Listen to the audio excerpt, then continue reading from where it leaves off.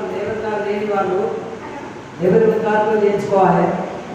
దాని గురించి ఏం మనకు లాభం వస్తుంది అంటే మనకు కొడుకు పెళ్ళి అయినా కానీ 30,000 రూపాయలు, మన బిడ్డకు మా కొడుకు మా బిడ్డ కొడుకు పుడితే ఆ పుట్టిన వాళ్ళకు దానికి 30,000 రూపాయలు వస్తాయి.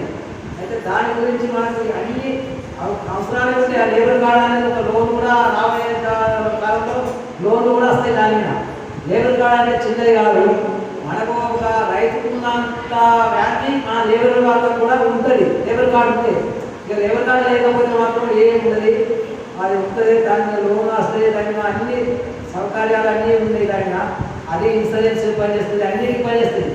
మనం ఎన్నో ఇన్సూరెన్స్ అని మనం ఏదో దేంట్లో పోతాం, కానీ మనం కష్టపడి మనం చేసుకునే దానికే మనం లేబర్ కార్డు తయారు చేసుకుంటే మనకు ఉపయోగిస్తుంది. మనం ఎవరో వచ్చి ఈ పాస్ కట్టు ఆ పాస్ కట్టు అంటే అన్ని పాస్ అంటే మనం కష్టపడ్డ దాని మీద మనం చేసుకుంటే మనకి ఇన్సూరెన్స్ పనిచేస్తుంది, లోన్ తీయడానికి పనిచేస్తుంది, దాని అన్ని ఉపయోగాలు వస్తుంది.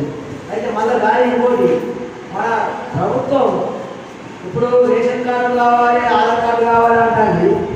మున్సిపాలిటీ ఆఫీసులో ఇంతవరకు కూడా దాన్ని అప్లికేషన్ ఇవ్వమంటారు రేషన్ కార్డు గురించి. ఇంతవరకు కూడా వాళ్ళు ఏం చేస్తారు, తీసుకుంటామంటారు, అన్ని జిరాక్స్లు అంటారు, తీరా టైం వచ్చాక తిప్పుతాను. వాళ్ళు ఏం పట్టించుకోవట్లేదు.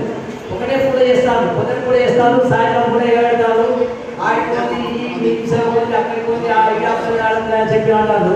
ప్రభుత్వం ఏం పట్టించుకుంటుంది, అధికారులు చర్యలు తీసుకోవాలని చెప్పి కలెక్టర్ గారికి ఒక ధన్యవాదాలు.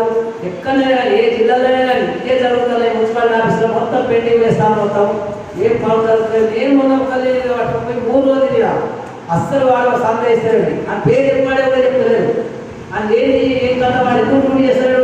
ఒక పొండి వాడు జీతం తీసుకున్నాడా, నెల వచ్చిందంటే నెల ఒక మాస్టర్ ఒకటి జీతం తీసుకున్నాడా అంటే ఒక పూట చేస్తాడు, ఒక పూట ఇట్లా అంటాడు. ఇది మన కలెక్టర్ దృష్టికి అన్ని జిల్లాలో నేను మన స్టేట్ ఉపాధ్యక్షుడు కాబట్టి నేను అన్ని జిల్లాల గురించి మాట్లాడుతున్నా. ఒక మంచిర్యాల జిల్లా గారు నా పేరు కారపూర్ శ్రీనివాసు, మంచిర్యాల జిల్లా అధ్యక్షుడుగా నేను ఉపాధ్యక్షుడుగా పనిచేస్తున్నా. ధన్యవాదాలు.